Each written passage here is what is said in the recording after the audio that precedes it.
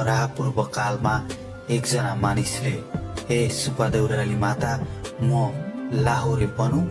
यदि म लाहुरे बने भने, यदि मैले पैसा कमाएँ भने म तपाईँलाई कालो बोको र सुनको सिक्री चढाउँछु भनेछन्। उनी लाहुरे पनि बने, उनको मनोकामना पनि पूरा भयो, पैसा पनि कमाए। जब उनी घर फर्किए उनको मनमा अहमता आयो, मैले सुब्बा देउराली मातालाई सुनको सिक्री त के, त्यो बाटो फर्केर पनि हिँड्दैन। जब त्यो कुरा सुब्बा देउराली मातालाई थाहा भयो, त्यसपछि लाहुरे घर हिँड्दै गर्दा सुब्बा देउराली माताले बीच बाटोमै लाहुरे र लाहुरेको बाकससहित उडाएर सुब्बा देउराली नजिकै रहेको विशाल पहाडमा टाँसिदिनु भयो अनि त्यो लाहुरे त्यही विलीन भयो। आदरणीय दर्शक महानुभावहरू, आज हामीले यस भिडियोमा सुब्बा देउराली माताको उत्पत्ति कसरी भयो र लाहुरे टाँसिनुको रहस्य के हो भनेर तपाईहरूलाई जानकारी दिनेछौँ। महेन्द्र राजमार्गको गोरुसिङे सन्धिखर्क सडकको गोरुसिङे चोकबाट झन्डै 47 किलोमिटर दूरीमा रहेको अर्घाखाँचीको प्रख्यात मन्दिर सुब्बा देउराली बारे नसुन्ने बिरलै होलान्। यो मन्दिर अर्घाखाँचीको सन्धिखर्क नगरपालिका वडा नम्बर 7 मा पर्दछ।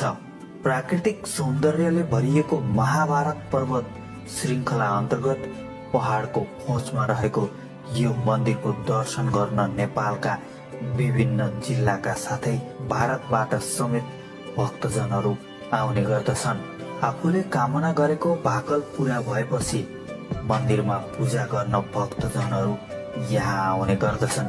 पश्चिम नेपालमा रहेको यो मन्दिरमा विवाह गरेका नवजोडीहरू जीवन सफल बनाउनका लागि बिहे लगत्तै दर्शन गर्न आउने चलन रहेको छ। यो मन्दिरमा शनिबार भक्तजनहरूको व्यापक भिड लाग्दछ।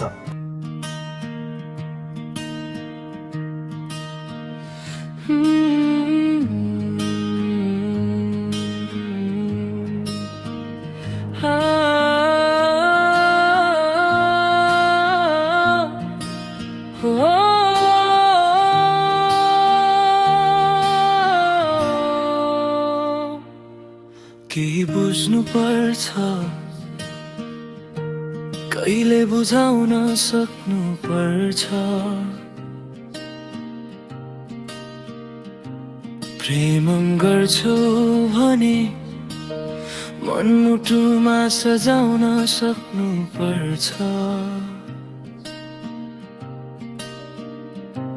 बाँचुन्जेल जुनी सँगै हुने कसम खाएकाहरूले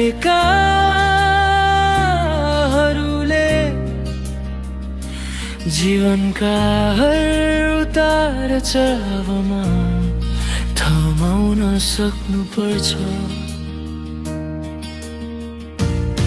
म प्रेम गर्छु भने तिमीलाई मन मुटुमा सजाउँछु।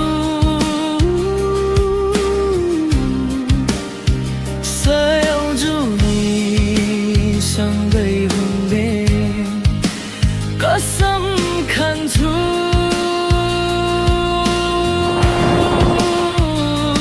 हामी सँगै छौँ जीवनका उतार चढावमा थमाउँछु।